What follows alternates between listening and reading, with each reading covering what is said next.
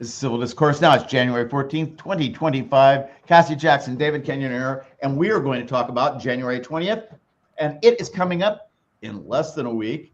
The only thing is, I don't believe that the person who's supposed to raise his little hand in the air and be sworn into office, there's a possibility he might not be sworn into office.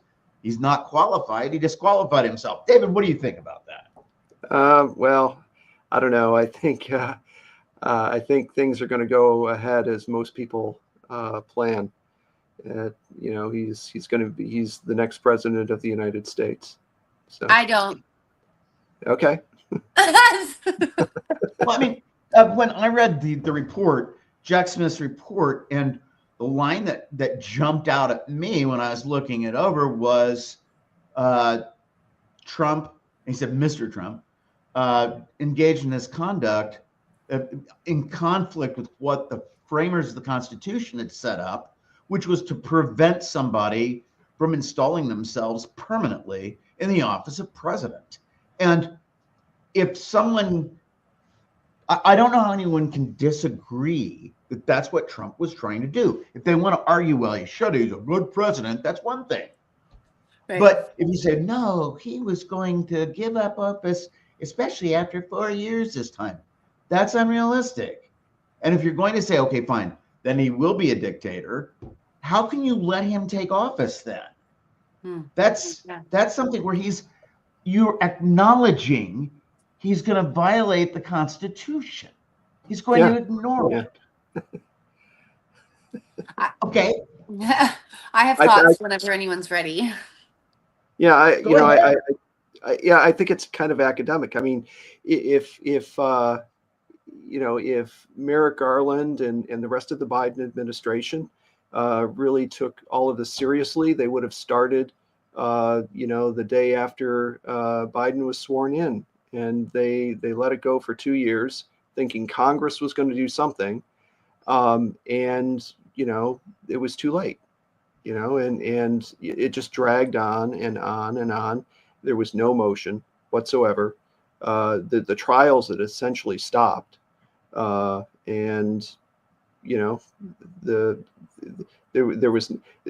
Supreme Court had multiple opportunities to kind of stop Trump.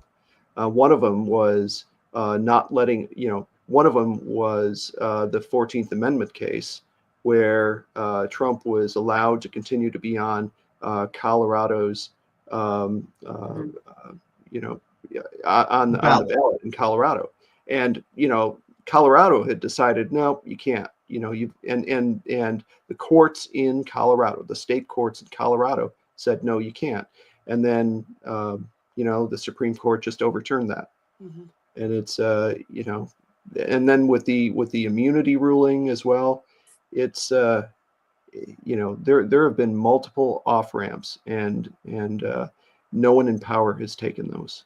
Well, I have to disagree with you on that, because I think that the people in power in the Supreme Court, there is a 6-3 majority there, mm-hmm. and those 6 are being paid very well, yes, to do what they're supposed to do, and that is destroy the constitutional system that we have in this country. I mean, when I see that Clarence Thomas, and I want to know what the odometer reads on his RV. I'm just really curious, because my bet is he probably doesn't take that out a whole bunch, but they get paid quite well to do what they're supposed to do. Now, that complicates what we're looking at, because Trump, with another 4 years, will replace at least 1, if not 2, justices of that minority. Yeah. At 3. And they should be a majority, because all but one of those justices nominated by Republican presidents, all but one were nominated by Republicans who took office but didn't have a majority vote or even a plurality. Right. That's bullshit. And so we're sitting here now wondering if Trump will refuse to leave office in 4 years.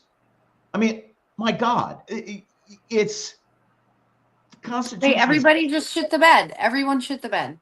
That's my only hope, is that because they are just like, oh my gosh, wow, like we really did not get it done. I can't believe. And now we're at the like last minute. We're down to the wire. And my only hope is that like none of these people want to actually go down as being in that government in the last, election, right before this stupid dictatorship. I'm really salty and I just want to get this out. Kamala sent out an email that goes out to all Americans or whatever if you're subscribed. And it was just a basic email talking about the certification. But when you click on the picture of the email, it's a picture of her and Mike Johnson. It links to a like a TikTok or a X post of her talking about what she'll do the first day in office.